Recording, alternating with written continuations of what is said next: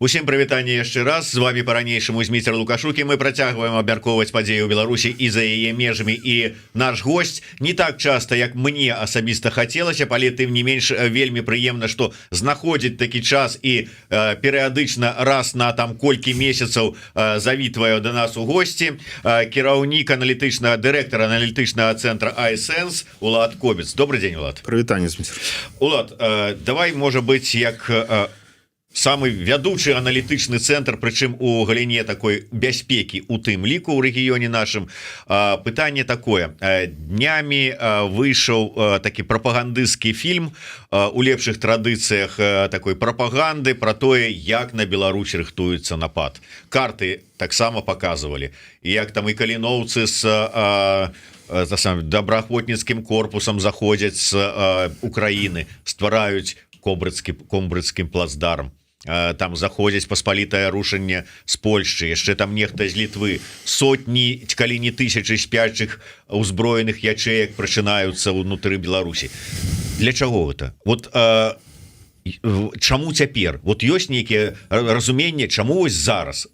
Да чаго рыхтуюць? Што за гэтым стаіць? Вот ваша ацэнка. Ну, дынаміка падзеяў зразумелая. Мы бачым, што Расія імкнецца максімальна заняць больш тэрыторыі Украіны да інаўгурацыі нового прэзідэнта ў Штатах Трампа. Так скажем, у чаканні тых перамоваў, про которых гавораць, невядома ці калі яны будуць, дзе яны будуць, як яны будуць, але пра іх ідзе размова, і Расія да этого рыхтуецца. Да этого рыхтуецца таксама і рэжыму ў Мінску.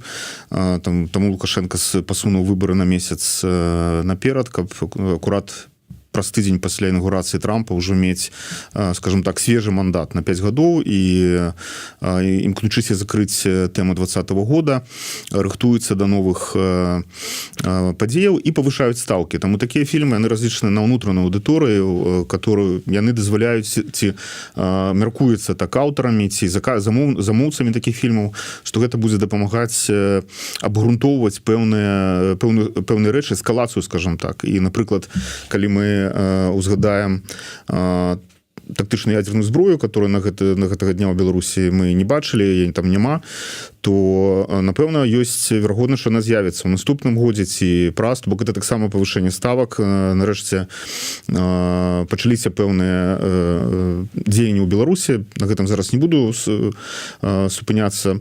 Мы это таксама аналізуем, мы за гэтым сочым. І, напрыклад, таксама пытанне: у беларусаў няма тэма ядернай зброі, тэма ввогуле ядзеркі ў Беларусі не папулярна. Это і за Чарнобыля ў першую чаргу, і ввогуле беларусы па ўсіх апытаннях, па ўсіх аналізах, это такая вельмі мірная добрасуседская нацыя, которая просто крычыць мір, сяброўства і ніякай вайны, ніякай зброі. Але як ты патлумачыш чаму? Таму што на Беларусь рыхтуецца на напад быццам бы з краінаў суседзяў. Пры этом натуральна, што такія фільмы не могуць быць разлічаныя на аўдыторыю ў гэтых краінах, таму што гэта глухта, і тут все это разумеюць, таму што ніхто не дазволіць, ніякая ўлада, ніякім там іншаземным групоўкам, там спартыўным клубам праз мяжу пайсці туды. Тым больш, што плот будуецца і фальсіфікацыя на польска-беларускай мяжы, яго яшчэ пералезці трэба. Тое ж самае тычыцца каліноўцаў, которых ужо ў Беларусі абвесцілі тэрарыстамі, так, каб таксама уплываць і уздзейнічаць на сваякоў. Гэта беларусы, которые маюць контракты з украінскай арміяй, з украінскім войскам. Ніякага запыта в Украіне на адкрыццё яшчэ аднаго фронта на поўначы ніколі не было, няма. І партнёры Украіны, которые дапамагаюць ВСУ, дапамагаюць і зброяй, і рэсурсамі, ну, першы, хто скажа, што вы там надумалі. Таму такой думкі нават не можна, цяжка себе уявіць. Таму, кажам так, гэта лухта. Зразумела, ні з Літвы, ні з Польшы, ні з Украіны ніхто не збіраўся і не збіраецца нікуды ўваходзіць.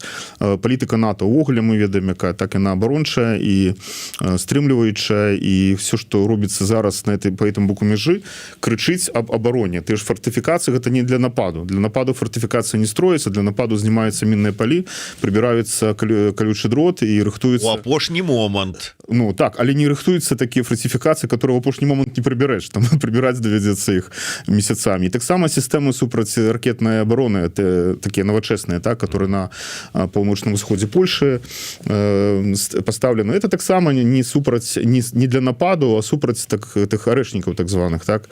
Тому што такія сістэмы могуць іх збіваць. Таму мы бачым, што гэта наратыў на ўнутраную публіку для таго, каб потым абгрунтоўваць непапулярныя ў народзе крокі. Так атрымліваецца, што і вось гэтыя размовы ўжо цягам году, пра якіх, дарэчы, вот так вот добра храналогію распісалі белполаўцы ў сваім фільме, размовы пра ядерную зброю, якая ці то ёсць, ці нема, не, конечно ж, ёсць, і я вот ёй кірую, не кіруеш там, і гэтак далей. І сённяшні гэты фільм, гэта ўсё для эскалацыі грамадства, настрою грамадства, у тым сэнсе, што падрыхтаваць іх менавіта да ўвядзення нарэшце этой зброі ядзернай. Не, калі мы, это рознае. Калі казаць пра выказванне Лукашэнкі, пра тое, што я маю зброю, гэта ўжо месседж на захад, так, таму што гэта, ну, непакоіць краіны і суседнія, і краіны блоку НАТО ўвогуле, ці ёсць зброя, ці не. Насамрэч, не так шмат на што гэта ўплывае, знаходжанне самой зброі на тэрыторыі Беларусі. І абсолютно ясно, што ў руках Лукашэнкі яна не можа быць, так, то бок тут, ну, прынамсі, мы бачым, што Расія прытрымліваецца гэтых міжнародных пагадненняў пакуль што, так, і таксама невядомая логіка, навошта Пуціну аддаваць ядерную дубіну ў рукі Лукашэнку, который залежыць ад Расіі, так, то бок даваць ему такі аргумент, козыр, з которым он, ну, конечно, скарыстаецца. Таму тыя словы, которые до гэтага былі сказаныя, яны не пацвярджаліся ні на зямлі, скажем так, ні з падрожнікавых здымкаў, ні з чаго, так, і мы казалі, што няма нарматыўкі, яшчэ нарматыўная база ў Беларусі не прыведзена до конца, каб это ўводзіць, няма той спецыяльнай часткі, менавіта расійскай, которая 100% павінна была бы быць, калі б была зброя. То бок, есть цэлы шэраг чыннікаў абавязковых для таго, каб эту зброю прывесці. Вот іх няма. Былі паказушныя рэчы, такія рэчы, як прывоз цягніка з такім вагонам адпаведным, который сапраўды адпавядае для, ну, такого типу канструкцыям для транспарціроўкі цяў. Але нічога тут ніхто не бачыў, што там выгружалася. Там, дзе ён быў, таксама не было ніякіх падрыхтаваных пляцовак для захоўвання. І зноў жа, няма гэтай тэхнікі, няма спецсувязі, няма сістэм ПРО, ПВО і няма нарматыўнай базы. Зараз мы бачым, што рухі ў гэты кірунак пашлі, і таму ўжо тэмы пра тое, што на Беларусь рыхтуецца напад фактычна з усёй периферыі, так, гэта тое, што можа быць прыдатным для того, каб абгрунтаваць, што ўрэшце мы яго прывезлі. Але яно будзе расійскім, так, пад расійскім кіраваннем. Але вот просто у нас у эфіры быў намеснік кіраўніка НАО і прадстаўніка народнага антыкрызіснага самого і кабінета, карацей кажучы, Брухан Артём быў у эфіры, і ён казаў, я потым ўжо как бы па-за межамі размаўляў на гэтую тэму і з Павлом Латушкам, і ён згодны з тым, што, маўляў, пасля вот гэтага, так бы мовіць, выбарчага рытуала, які пройдзе ў Беларусі, будзеш это усебеларускі народны сход, падчас якога Лукашенко сказаў, што будзе ў тым ліку абмяркоўвацца тэма вайны. Ужо праанансаваў.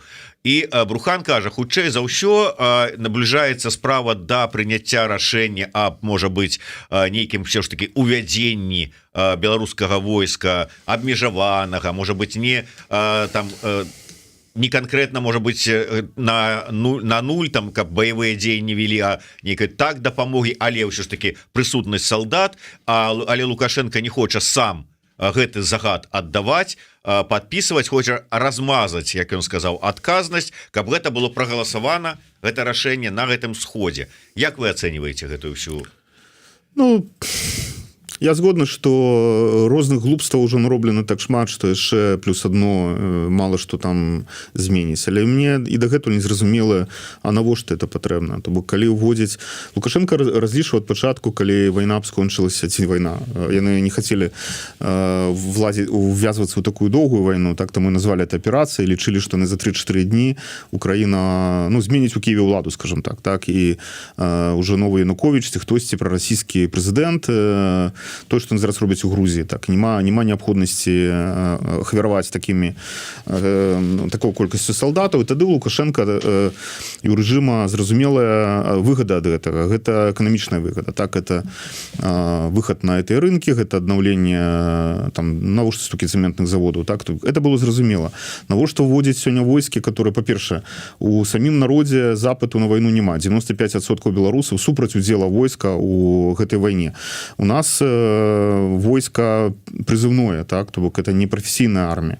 І калі там 10 тысяч ССО, которые Лукашэнкі патрэбныя ў Мінску для аховы рэжыма, кудысьці адпраўляць. Ну, па-першае, это не тая колькасць, которая штосьці там заменіць на вайне. Па-другое, якая розніца украінскаму камандаванню, ці адзін Лукашенко прыме рашэнне, ці 1200 тых сябраў так званага этого сходу. Вынік будзе адзін і той жа. Беларусь далучыцца да вайны з усімі вынікаючымі так наступствамі. І сэнсу ніякага у гэтым няма. Тым больш, што, зноў жа, для Расіі больш важна беларуская вытворчасць вайсковая, чым далучэнне невялікага беларускага непрафесійнага войска в эту кровавую бойку. Я не бачу ніякіх пакуль што... Можна ўявіць, што калі Лукашенко ці яго атачэнне лічыць, што Расія будзе аж так паспяховая на фронце, што логіка вернецца да пачатку вайны, што яны ўсё ж такі там выканаюць мэты гэтай іх аперацыі. Калі ёсць на гэта разлік, тады, конечно, можна падумаць пра тое, што і мы таксама пойдзем, каб далучыцца да нейкай перамогі. Але наколькі верагодна такая рэч? Мы не думаем, што з прыходам Трампа Украіна страціць падтрымку. Па-першае, падтрымка ў Вашынгтоне двупартыйная. Тактыка розная, і метады розныя. Ад этой вайны стаміліся ўсе.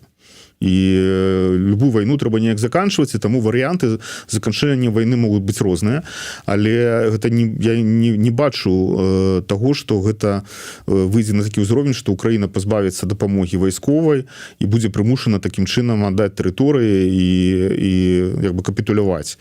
Такога я не бачу. Будуць розныя магчымасці, і, конечно, і Лукашенко, который бачыць сябе за столом перамоваў, яны разлічваюць розныя варыянты падчас гэтых перамоваў, і таксама розныя сітуацыі і на фронце, і ў рэгіёне. Таму тут я пакуль не бачу ніводнага жалезабетоннага аргумента пра далучэнне да вайны. Наадварот, нават рыторыка рэжыма, Лукашенко апошнім часам, яна вельмі моцна адрозніваецца ад расійскай. І словы акурат гучаць пра мір, пра тое, што трэба дамаўляцца, пра тое, што там нават шмат чаго, пра што не хачу паўтараць, і войскі расійскія згоду не атрымоўвалі в заходзе з нашай тэрыторыі, і так далее, і так далее. То есть это зусім іншая рыторыка, которая не сведчыць пра тое, пра жаданне аж так далучыцца да вайны. Ладзя, я наслухаўся тут розных экспертаў, з-за гэтага тут стаў сам канспіролагам, пачуў твае словы пра тое, што навошта ж было столькі цэментных заводаў, і ў мяне адразу такая канспіралагічная версія. То есть заводы-то бутаваліся, я не ведаю, і яны стаяць стратныя, але і будавалі іх как бы не перад самым 22-м годам, а далёка загадзя.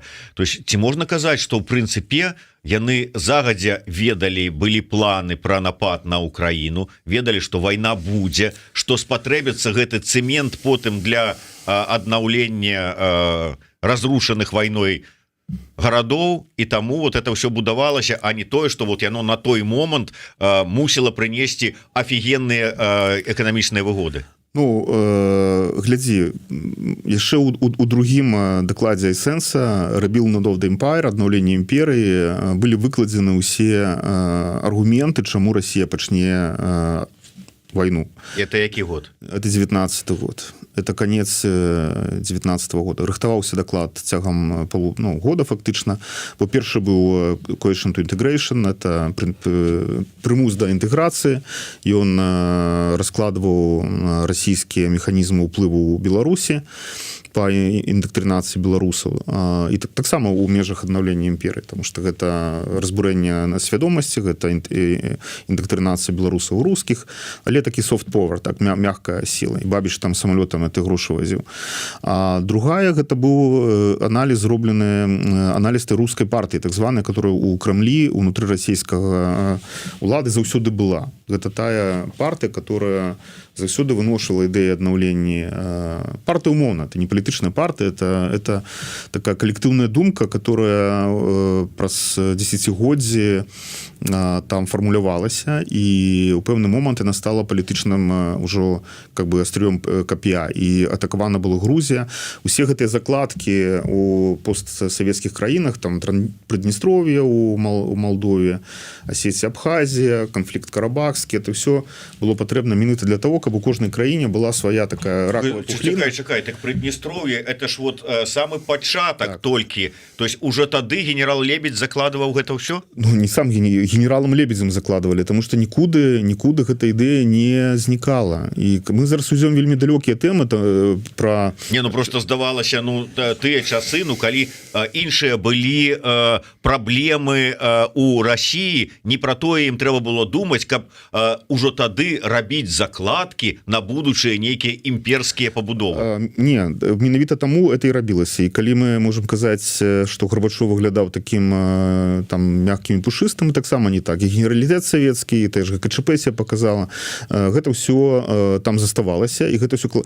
То узгадай, што у нас у Беларусі таксама была думка зрабіць Прыдніпроўскую рэспубліку. Просто у нас няма ніякай тэрыторыі з... Ну, ПНР, да? Ну, была такая... Палеская народная рэспубліка. Ну, я тады чуў пра Прыдністровскую, па аналогіі, але ў нас няма, у Беларусі няма тэрыторыі з кампактным пражываннем людзей іншай нацыянальнасці. Таму эта ідэя ў Беларусі ляснулася. На заходнім Палесе спрабавалі, там было это Шляговіч, так, там нешта такое рабіць, але гэта троху іншая гісторыя, і тады яму там вельмі хутка пабламвалі крылы. Это скончылася, але і Беларусь фактычна заставалася чацвёртай такой балтыйскай рэспублікай без гэтых праблем, каб спакойна уйсці у еўрапейскую, как бы, еўрапейскае аб'яднанне ў Еўразвяз, але не скарысталася, бо на выбарах перамог Лукашенко.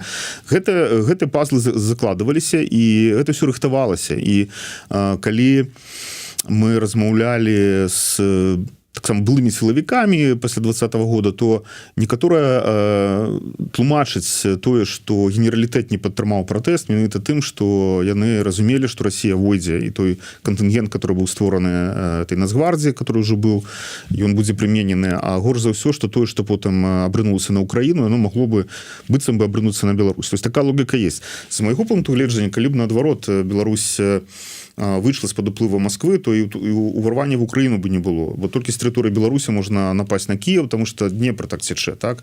І па правым беразе ты не зойдзеш ніадкуль, апрача Беларусі. Это самы кароткі шлях. Але гісторыя распарадзілася так. Таму, конечно, калі сказаць, што ці ведаў там Лукашенко ўсю гісторыю, можа, ўсё і не ведаў.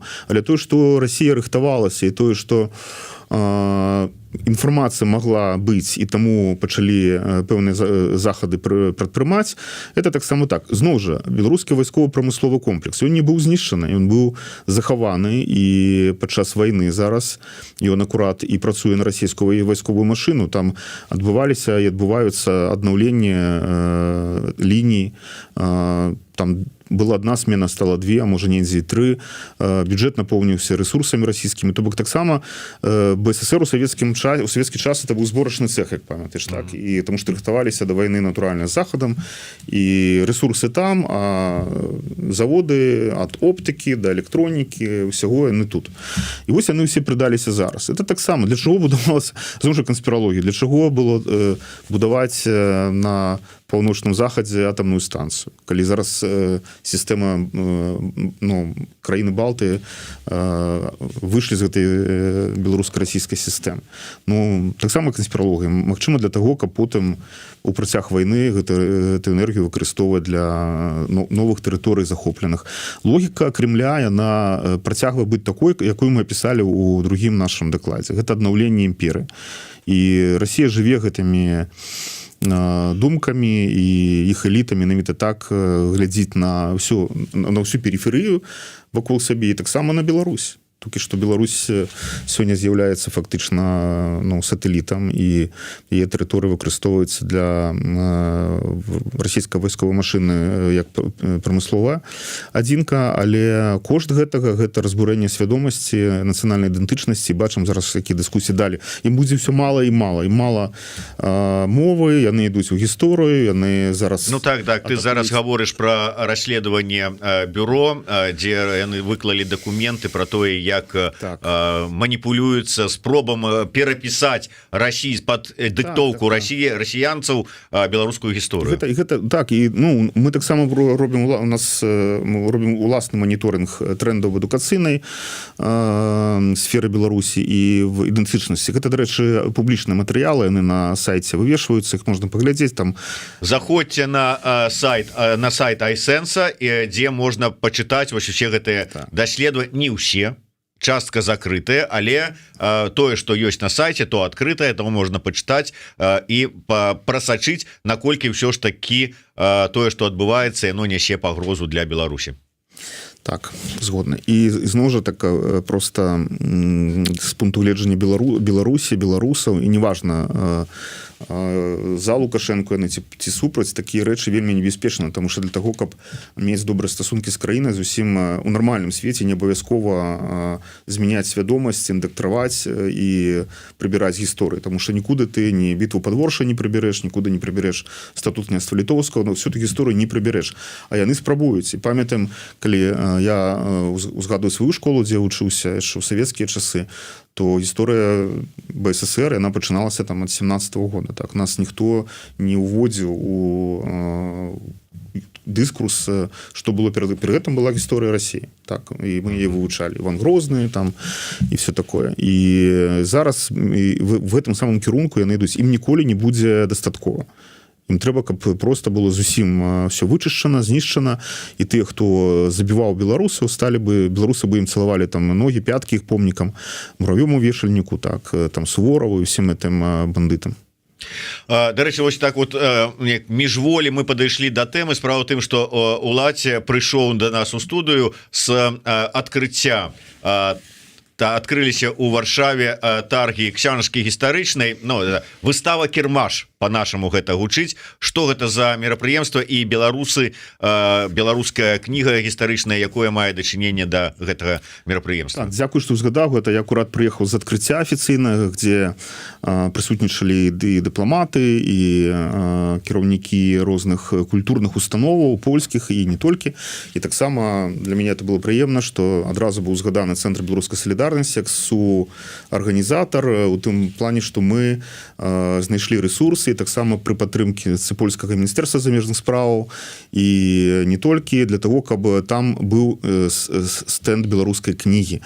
На жаль, як я ўжо сёння узгадываў раней, мы рабілі стэнд беларускіх выдавецтваў. Сёння, напэўна, гэта першы раз, так, калі пасля знішчэння беларускіх незалежных выдавецтваў на Беларусі гэта стэнд ужо беларускай кнігі і аўтараў. Але мы менавіта таму паспрабавалі укласціся ў гэта, каб запрасіць якамога больш туды аўтараў. Там будзе і Владзімир Орлоў, там будзе і Хаданович з вершамі да вядомай оперы беларускага вольнага тэатра «Дзікае паляванне караля Стаха». Там будзе Олег Груздзіловіч сваёй турэмнай кніжкай. І калі зайсці на Телеграм ці на Фейсбук Цэнтру беларускай салідарнасці, то кожны дзень некалькі прэзентацый беларускіх вы пабачыце. Можна туды, хто жыве ў Варшаве, ці хто жыве ў Польшы, плануе прыехаць на вікенд да Варшавы, я запрашаю на стэнд беларускай салідарнасці, стэнд беларускай кнігі. Вельмі шмат новых выданняў.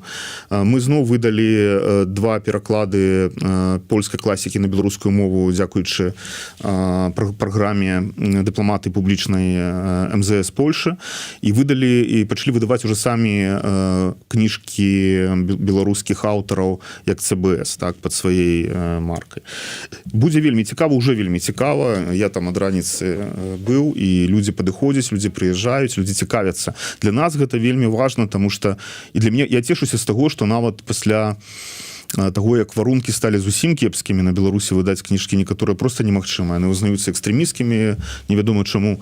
Тое, што беларуская кніга яна жыве і працягваюць выдаваць. Некаторыя выдавецтва перанеслі сваю дзейнасць па-за Беларусі, Янушкевич, напрыклад, так і іншае. Некаторыя, на жаль, зачыніліся ў Беларусі, не аднавілі сваю працу, але яшчэ засталіся кнігі з мінулых гадоў выдадзеныя. Але мы спрабуем падтрымаць зараз. Але Уладзе, ну паглядзі, мне падаецца часам вот ўсё ж таки працуе гэта што не робіцца да лепшага. Да, зачыніліся выдавецтвы, але сколько новых адчынілася за межамі Беларусі. Я з тобой згодны. Больш за то, я ўжо калісьці казаў пра гэта, што глядзіце, колькі было патрачана высілкаў рознымі імперіямі, першую чаргу расійскай імперыі, каб знішчыць на нашай тэрыторыі незалежную краіну. І ўжо давялі да таго, што і мову з гарадоў выцеснілі, і фактычна пра незалежную Беларусь там гаварылі толькі самыя такія адчайныя людзі. Але не ўзнікла дзяржава ні на смаленскай зямлі, там, не на бранскай, то есть там, дзе ніколі не было. Гэта, я кажу, такі дзёрна. То есть там, дзе быў дзёрн, там заўсёды прарасце трава. І гэтая трава, колькі б ее не касілі, она зноў прарастае, і прарастае больш жывучая нават. І ўжо пасля столькі гадоў незалежнасці де юра, да і де-факта Беларусі знішчыць зусім, зноў паўтары тое, што было праз 200 гадоў зроблена, мне, здаецца, будзе вельмі цяжка, таму ідэя знаходзіць сваё выйсце, кнігі выдаюцца, аўтары кнігі пішуць, кнігі выдатныя, і я тут быў такі дыскурс наконт там Дастаевскага, кагосьці, так сказать, что без іх это будзе правінцыяльшчына. Я просто дзіўлюся людзям, которых паважаю. Но что з галавой? То бок наша літаратура, калі хто час патраціў, чытаючы яе, яна просто фантастычная. І я рада, што сёння эта кнігі прадстаўлены там на стэндзе беларускай салідарнасці. І гэта нормальна еўрапейская, сусветнага ўзроўня літаратура. Господарств. Вот зараз была хвілінка под назвай «Наш адказ нобелеўскай лаўрэатцы», так бы мовіць. За ўсёй павагай да яе. Тым не менш, вось сапраўды, я хацеў бы сказаць, што да, гэта так умоўна ўсё агулам, калі браць гэтыя таргі ксёнжкі гістарычнай, польскае так, как бы такое мерапрыемства, але пры удзеле і беларусаў. І ведаеце, дзе адбываецца гэтае ўсё мерапрыемства? У самым цэнтры Варшавы, больш за тое, у каралеўскім палацы. У каралеўскім палацы Варшавы выстава, дзе месца пачэснае беларускіх кніг, беларускіх выдаўцоў, беларускіх аўтараў. І там жа ў каралеўскім палацы, да прыкладу, заўтра будзе прэзентацыя вершаў Андрэя Хадановича, будзе беларускі цэнтр з календаром адаптацыі ў новай краіне, прэзентацыя кнігі Макушынскага «Д'ябал 7 класа», можна пералічваць, потым будзе прэзентацыя і сустрэча з Владимиром Орловым, Олегом Груздзіловічам і гэтак далей. Вот вам удзеянне, як бы мовіць, Рэч Паспаліта двух народаў. Так. Двух народаў. Тым не менш, я хацеў бы працягнуць гэтую тэму. Так, безумоўна, так, я адкрыў, адкуль жа ж я это чытаў, тое, пра што і сказаў Уладзе. Зайдзіце на тэлеграм-канал, да прыкладу, Цэнтра беларускай салідарнасці, вось заходзіце, і вось вам тут раскладзік адразу усіх мерапрыемстваў, можна далучыцца, выбраць, альбо прыйсці з самай раніцы і хадзіць на ўсе кніжкі адначасова набыўшы і пачытваючы. Ну, ці прыйсці, на якое вам цікава. Уладзе, хацеў бы яшчэ так зачытаў тут днямі адзін таксама, ну, як мы гэта любім, канспіралагічны тэлеграм-канал, называецца «Беларуская выведка». І там написано, цитую на мове оригинала: «Путин надеется завершить конфликт в Украине и договориться с Трампом и ЕС до лета 2025 года. Итоги для россиян будут промежуточными, и понадобится новая громкая политическая победа – Беларусь, которую Путин надеется выторговать в качестве дополнительного бонуса на переговорах у Запада». То есть как бы размова ідзе про тое, что у якасці такого прыза нейкага суцішальнага Беларусь цалкам будзе падпарадкавана, увойдзе у склад России, адзіная валюта, адзіны там парламент, адзінае войска, усё адзінае, і Лукашенко ў якасці прэзідэнта, першага прэзідэнта саюзнай дзяржавы, а там яны будуць типа мяняцца, і першы тэрмін там на год ці на 2 Лукашенко. Ну, тут нічога новага ж няма. Мы это памятаем ужо шмат гадоў, і калі стваралася саюзная дзяржава так званая, і калі это стварэнне прыпынілася, так, калі сышоў Ельцын і прыйшоў Пуцін, адразу ўсё завісла.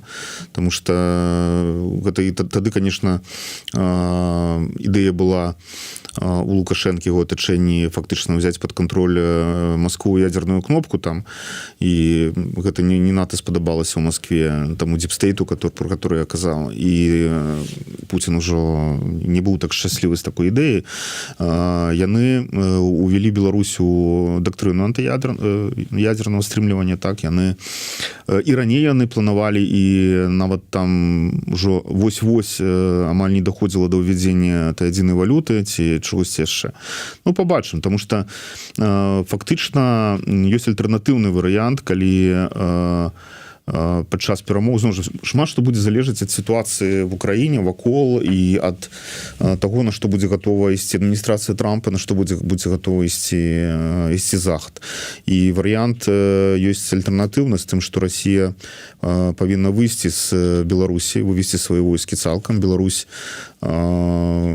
застаецца незалежнай і еўрапейскай краінай. Тут ёсць таксама пытанне, і это таксама абмяркоўваецца. Мы ведаем шмат ідэяў, которые абмяркоўваюцца. Пытанне да таго, што будзе на стале, пад што будуць людзі гатовы падпісацца. Ёсць ідэя нейтралітэта Беларусі, але ўжо прыбралі это з Канстытуцыі, ўжо робяцца захады па правядзенні этой ядзернай зброі, і зноў жа гэта ўсё робіцца для таго, каб падчас магчымых перамоваў гэта выкарыстоўваць як аргументы. Гэта небяспечная тэндэнцыя, і зноў жа яна супярэчыць волі народа беларускага, бо 97% беларусаў уважаюць сябе, лічаць сябе нацыяй і жадаюць жыць у незалежнай краіне. Таксама ну, тут можна разважаць, на што Лукашенко гатовы сам пайсці і на што ён можа пайсці, наколькі ён увогуле можа зараз быць незалежным у прыняцці сваіх рашэнняў, заканчэння кар'еры палітычнай першай і астатняго прэзідэнта Беларусі, так сабе, мне здаецца. І в прынцыпе народны так званы сход, ён ствараўся для калектыўнага кіравання падчас транзіту ад старэючага Лукашенка да там праз гэтых людзей, потым да яго, магчыма, сына Нікалая. І я заўсёды лічыў, што гэта, як скажем так, вельмі тэрытарыяльная асоба, которая ну, жадае кантраляваць тэрыторыю Беларусі і рабіць гэта толькі ён вызначае, наколькі хтось іншы можа любіць Расію. Калі гэта адбудзецца, гэта будзе, напэўна, больш воля Пуціна по волі Расіі. Ну, тады, магчыма, прыйдуць не самыя лепшыя часы на нашу зямлю і горшы, чым зараз. Але я спадзяюся, што да этого не дойдзе. А ўсё ж таки вось гэтая ідэя транзіта усебеларускага народнага схода, яна канчаткова ўжо адкінутая.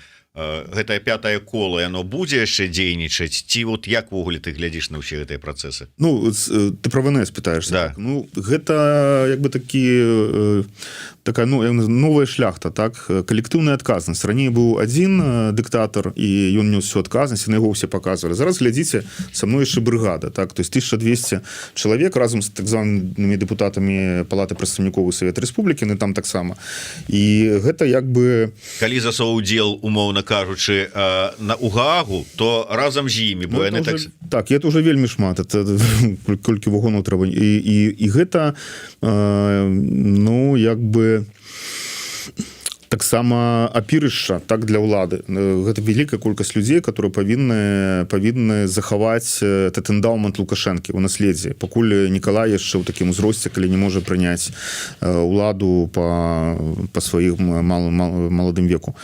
І аддаваць гэта ўсё, ведаючы, што пасля гэтага сюды панаедуць расійскія баяры, і тут будуць іншыя парядкі зусім, ну, неяк нелагічна. Але той, што Лукашенко это уже промаўлялася, там эта ідэя прэзідэнт, віцэ-прэзідэнт, там смена такой з кантролем ядзернай кнопкі. Толькі трэба ўяўляць, што адзін раз дарваўшыся, ці потым удасца скавырнуць адтуль. Так, ну что ж, давай, может быть, трошечку до іншых тэмаў. Я вярнуся до самага пачатку нашай размовы. Ад цябе прагучала фраза такая, что нездарма была прызначаная это вот дата правядзення электаральнага рытуала менавіта на вось гэтую дату. Гэта, маўляў, было сказано так, что праз тыдзень пасля таго, як будзе інаугурацыя Трампа, Лукашенко раз там типа со сваім мандатам, а вот і ў мяне таксама.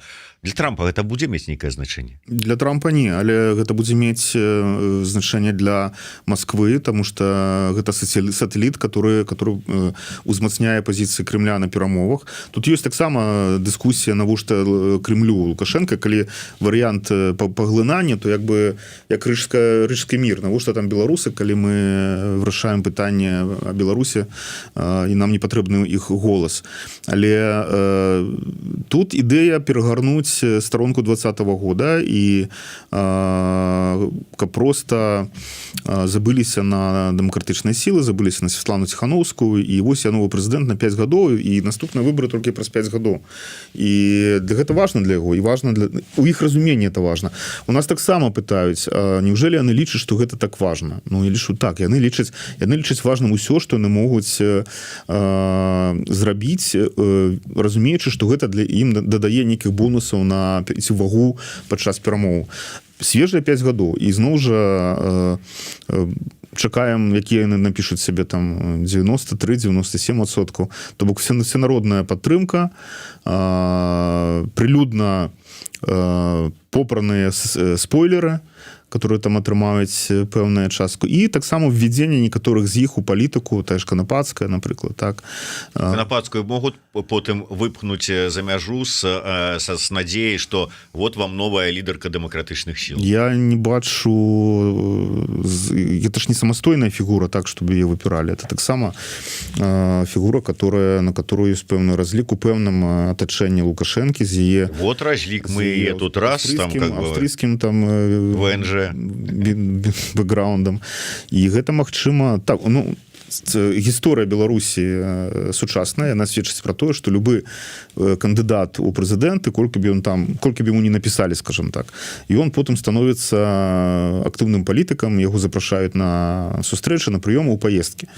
Ну, так оно было заўсёды. Да, ну, яна ўжо цяпер хваліцца, нават на гэтым узроўні, што яна там на прыёме ў польскай амбасадзе ў Мінску, на прыёме ў чэшскай амбасадзе, не чэшскай, Славеніі, Славакіі, там ж там такое. Ну, трэба ж таксама дыпламатам ведаць, што адбываецца, таму запрашаюць, конечно, тому что, ну, а як ты іначай празмаўляеш, але гэта таксама тое, пра што я кажу. Ну, добра, не лідарка дэмсіл, але што яна зараз пасля гэтай падзеі зможа ездзіць на захад, на розныя сустрэчы там, і со сваёй пазіцыяй я вот как бы удзельніца выбараў, я незалежны кандыдат, вот у мяне бэкграунд дэмакратычнай, как бы... Усё, што падрывае вагу выбранай прэзідэнткі Святланы Ціхановскай, усё з'яўляецца карысным для рэжыма. Таму, конечно, калі чалавек, который удзельнічаў у выбарах, таксама жанчына, дарэчы, кабета, і, ну, которая можа выкласць свае думкі, ездзіць і будзе казаць пра тое, што мандат Святланы скончыўся Ціхановскай, што вось мы новыя палітыкі, конечно, гэта для рэжыма важна. І як і заўсёды было важна некая падкантрольная пазіцыя. Так, кагосьці трэба перамагаць. Там не толькі ж Гайдукевіча, так, але трэба перамагчы яшчэ там Дмітріева, трэба Гайдукевіча перамажыў, яго рукі якія сильныя, накачаныя. У першага ці ў другого? Думаю, што у абоіх там сямейны падрад, пераемственнасць. Добра, вы зараз, можна сказаць, у дзвярах нашай студыі сутыкнуліся з Валерыем Кавалеўскім. Валерый Кавалеўскі, які зараз прасоўвае падчас сваіх сустрэч, падчас сваіх паездак такую тэму неабходнасці вызвалення палітвязняў любым шляхам. Як вы вот у айсэнсе, ось ты асабіста як аналітык ставішся да гэтай праблемы, да гэтага пытання і магчымасці яго вырашэння? Ну, я не чуў эфіра, на жаль, я потым паслухаю, таму не магу казаць штосьці сэнсоўнае па эфіры з Валером Кавалеўскім. Ну, не пра эфір, ну ты ж яго пазіцыю ведаеш. Мы даўно знаёмыя, ён пасля сыхода з кабінета ён стварыў сваё агенцтва еўраатлантычнае і ну, зараз выбудоўвае для сябе некую пазіцыю, лінію, чым ён займаецца. Калі казаць пра паліт зняволеных, ну, усе мы гэтай тэмай заклапочаны, і вызваленне палітвязняў вельмі важная справа, і тут таксама трэба разумець, што такое любым шляхам. То бок любым шляхам што? Любым шляхам вызваліць, трэба разумець, які это любы шлях, бо кожнае дзеянне мае сваю вартасць. І мы бачым, што калі, на жаль, і это добра, што вызваляецца десяткі палітвязняў, у той самы час рэжым арыштоўвае значна больш людзей. Так? То бок ідзе такі канвеер, адбываецца канвеер, і самае галоўнае гэта спыніць гэты канвеер. То бок каб вышлі, не толькі вышлі тыя, хто ўжо сядзіць, што добра, а каб не селі новыя людзі, каб маглі вярнуцца тыя, хто з'ехаў і хоча вярнуцца ў краіну, каб там нармалізацыя павінна адбыцца. На жаль, у гэтых варунках вайны і пра ўсё тое, пра што мы казалі з табой перад гэтым, яно не дае падставаў спадзявацца, што хутка гэта адбудзецца. Перад выбарамі для Лукашэнкі гэта працуе, ён вызваляе гэтых десяткі людзей, і гэта прадстаўляецца як некае змягчэнне пацяплення клімату. Але зноў жа арыштоўваецца значна больш людзей у той самы час. Это канвеер, ён не спыняецца. І таксама не вядзецца размова пакуль што пра вызваленне публічных персон, так, кандыдатаў у прэзідэнты, лідараў палітычных партый. Мікола Статкевіч сидзіць Калеснікава, сидзіць Бабарыка і шмат з розных партый і грамадскіх кампаній, актывістаў. І да іх яшчэ справа не дайшла. То бок вызваляюцца, і гэта добра, зноў жа падчыркну, вызваленне заўсёды добра. Але не трэба гэтым спекуляваць. І гэта выглядае як гандаль з закладнікамі. Калі тэрарыст бере закладнікаў, то мы ведаем, што з тэрарыстамі звычайна не размаўляюць. Так, Ізраіль проста іх забівае. В сітуацыі палітычных закладнікаў гэта заўсёды тэма палітычнага гандля, которая была магчыма до 2020 года у тых варунках, калі макеевская палітыка гры з захадам, яна была на стале. Але ў варунках вайны на сёння мы бачым абмен военнапалоннымі паміж Украінай і Расіяй. Вось што адбываецца. І фактычна нашы палітвязні, яны де-факто з'яўляюцца военнапалоннымі. Бо яны палонныя з-за гэтай всей сітуацыі. І я не бачу, што можна было бы зрабіць сёння такога для рэжыма, каб не страціць увогуле некую годнасць ці перспектыву і вызваліць усіх. У рэжыма, я нават не ведаю, што трэба зрабіць. Тое, што яны хочуць, то, што Воскресенскі агучыў этот райдер, так выдаў, адкрыта зусім. Ну, окей, мы ведаем райдер, але для таго, чтобы гэта адбылося, трэба проста ўсім структурам распусціцца, разысціся, нізка пакланіцца, пацалаваць бот і заняцца там у сябе на агародзе там сельскай гаспадаркай. І то, напэўна, это будзе недастаткова, бо трэба яшчэ пакаяцца, 10 разоў пакаяцца, публічна прызнацца ў любві.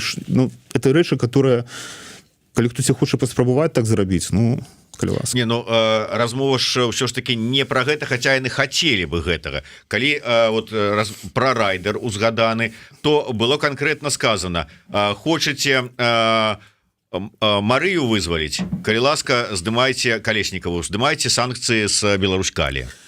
Зміцер, ужо былі знятыя санкцыі аднойчы, фактычна ўсе. Засталіся толькі тыя, которые былі накладзены за кіднэпінг, так, за забойства, знікненне забойства вядомых палітыкаў у 99-2000 годзе. І гэты час мы памятаем. І магчымасцяў было просто вышэй за дах. І калі сёння для мяне ситуация, которая привела бы для снятия санкций, она выглядает таким чином, что спыняются репрессии и начинается диалог круглы стол, такое было ўжо ў Польшы. Ніхто ў Беларусі зноў жа няма западу на помсту. Мы бачым это ў пытаннях. Вельмі міралюбівы народ, который не патрабуе там кромнай месці, так? І эта дамова можа быць зусім выгодная для ўсіх бакоў. Галоўнае захаваць Беларусь, галоўнае, абапіраючыся на те кансенсус, якія мы маем, гэта незалежнасць, мы нацыя і не ўдзел у вайне, далей выбудаваць дарожную мапу, але за столом павінны быць усе дэмакратычныя сілы і частка ці там рэжымы. Гэта магчыма, але гэта на стале лежала заўсёды. Лукашенко заўсёды ведаў, што мог бы сесть за стол і стаць такім айцом транзіту яшчэ нават.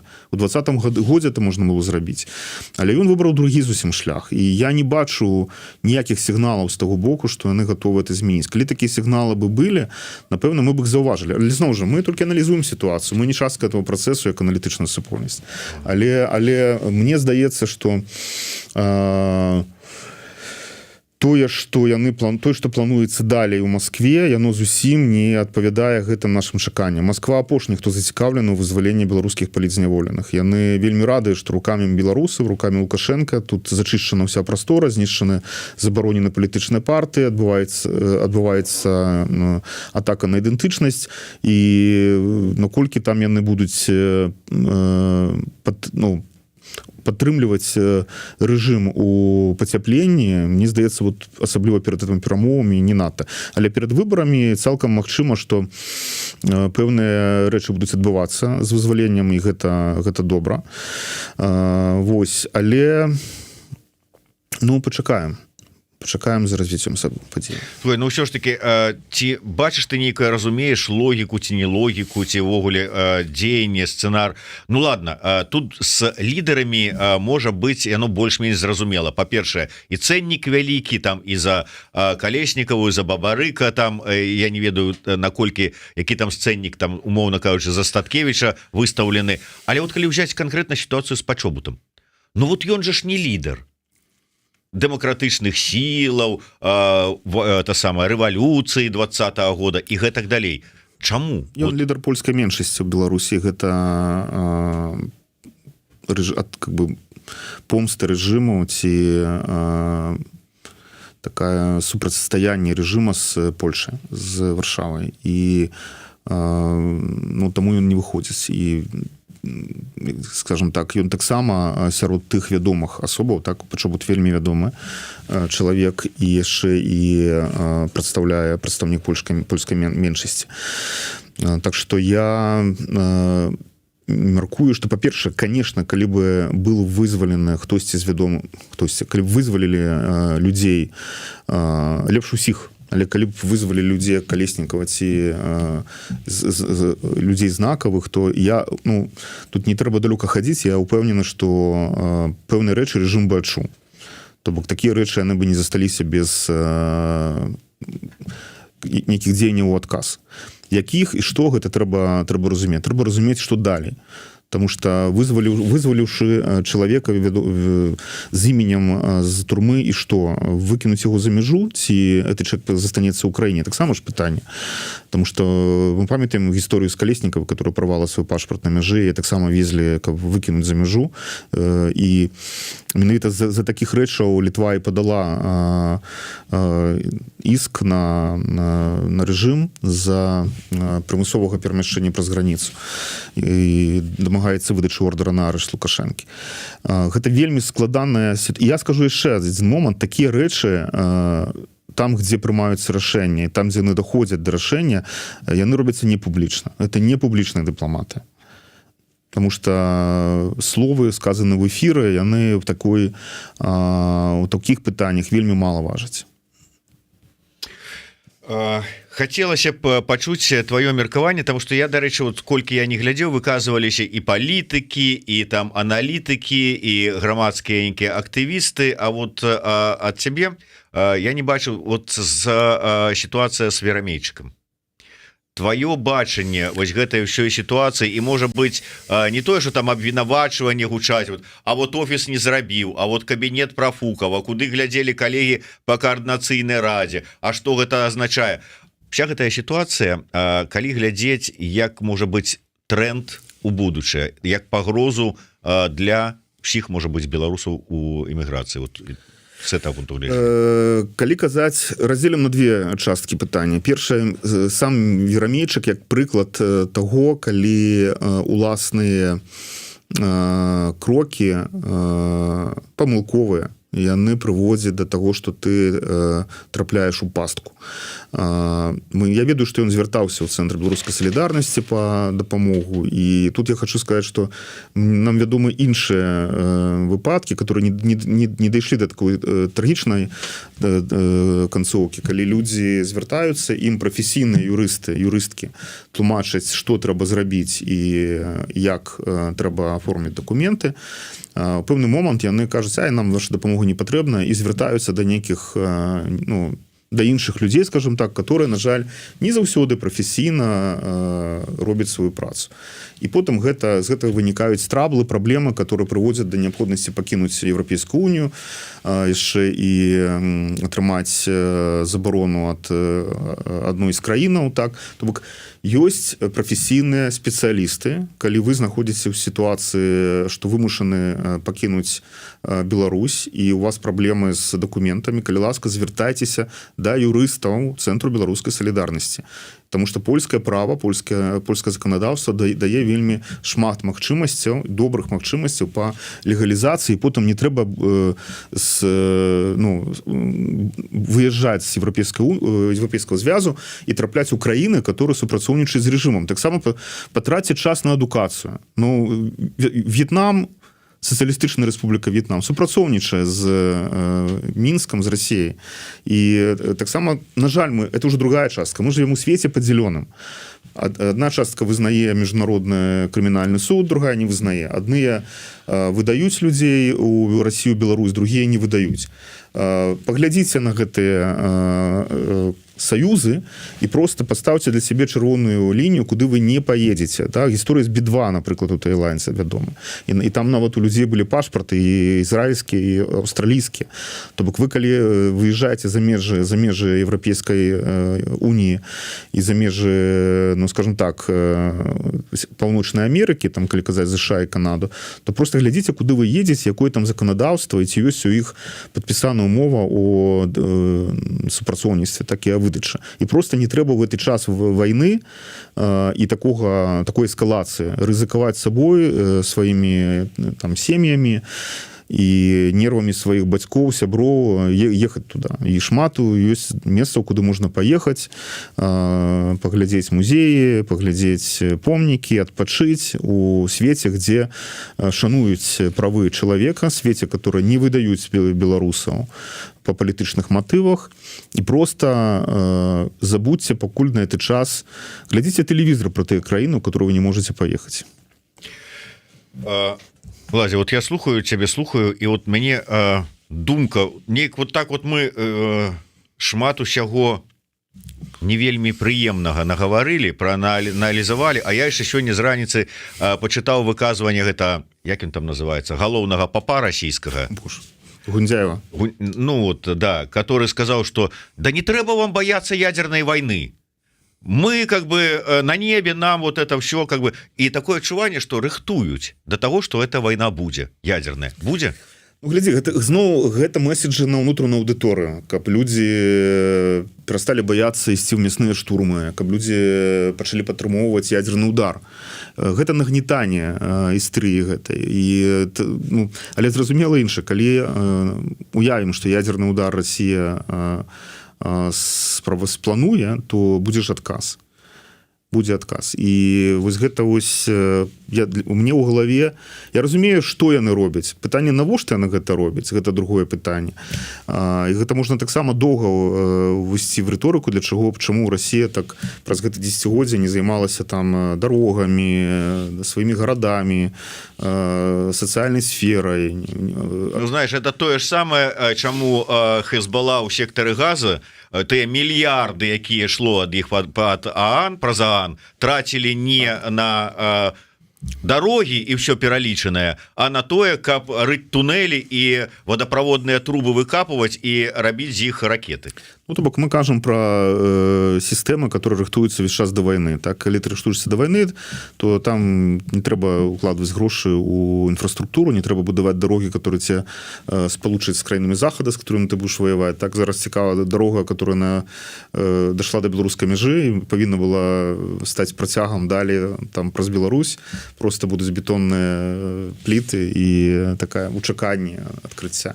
Гэта трагічная гісторыя, тому што я лічу, маё бачанне Беларусь у маім уяўленні гэта такая спружына, якая сёння сціснута, але калі адбыўся бы працэс разнявольвання, яна бы так стрэляла, што Беларусь стала бы такім, ну, вельмі моцным эканамічна, палітычна, культурна ядром у Еўропе. Патэнцыял Беларусі ён вельмі агромны, і прыродны, і людскі, і розны. І гэта Беларусь краіна, которая вельмі шмат дала бы бяспекі рэгіёну. Так, калі паглядзець на мапу, дзе мы знаходзімся, дзе Беларусь знаходзіцца. І зноў жа, калі это не супрацьстаянне, это спаборніцтва адбываецца ў свеце. Напрыклад, калі казаць пра спаборніцтва США і Китая, то амерыканцы не выкарыстоўваюць слова, которое Россия выкарыстоўвае. Яны выкарыстоўваюць competition, то бок это спаборніцтва.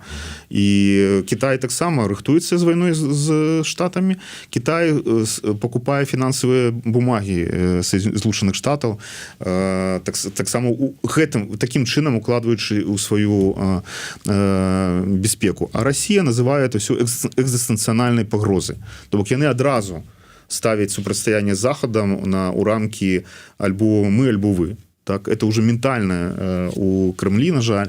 І мы павінны разумець, што бяспека Беларусі, она магчыма толькі у гэтым заходнім фармаванні, еўрапейскім і натаўскім. І без усялякіх намёкаў на тое, што мы хочам потым ваяваць і быць ворагамі з другімі краінамі. Не, але дбаць пра сваю бяспеку, это перш за ўсё. І укладаць у сістэму, не развальваць, не расшатваць дэмакратычнай сістэмы, як робіць Расія, укладваючы грошы ў выбарчай кампаніі у краінах захаду, так, фінансуючы партыі ультраправыя, ультралевыя, то бок абы разваліць эту сістэму і потым прывесці чалавека свайго на прэзідэнта ці прэм'ер-міністра. Вось такім рэчам трэба вучыцца супрацьстаяць, не дапускаць, а калі у Беларусі адбудзецца той мірны транзіт, пра который я кажу, то трэба разумець, што адчуванне сябе нацыі, адчуванне адказнасці за краіну, яно павінна быць у тых, хто сядзе за круглы стол, і гэта павінна быць кансэнсусам. А ўжо потым іншыя пытанні, которые всіх хвалююць, і палітычныя, і падзел партыйны, і гістарычнае трактаванне падзеяў, это ўжо потым. Мы павінны апірацца на наш вельмі моцны кансэнсус, што мы нацыя. Дякую вялікі. Трэба завяршаць наш эфір, хаця працягваю, ну спадзяюся, што не апошні раз. Дарэчы, вось яшчэ раз узяў у руки гэтую афішу, таму нагадваю, праходзяць зараз у Варшаве, сёння распачаліся таргі ксёнжкі гістарычнай, выстава-продаж гістарычных кніжак з прэзентацыямі, беларускі стэнд, беларускія аўтары, беларускія прэзентацыі. Заходзьце, Каралеўскі палац, самы цэнтр Варшавы. Так што на цэнтр беларускай салідарнасці зайдзіце, тэлеграм-канал, там усе дадзеныя ёсць і самыя адметныя прэзентацыі беларускія, якія варта наведаць. Ну і безумоўна сайт iSense таксама раю падпісацца. Ну і нагадваю яшчэ раз пра марафон салідарнасці галасы праз межы, дзе таксама можете зайсці, паглядзець, далучыцца. Я так разумею, там ёсць такая і магчымасць яшчэ відэо сваё запісаць, вось сваё бачанне Беларусі, будучыні нашай Беларусі таксама можна прапанаваць. Падтрымлівайце усе беларускія ідэі. Да сустрэчы, жыве Беларусь. Жыве вечна.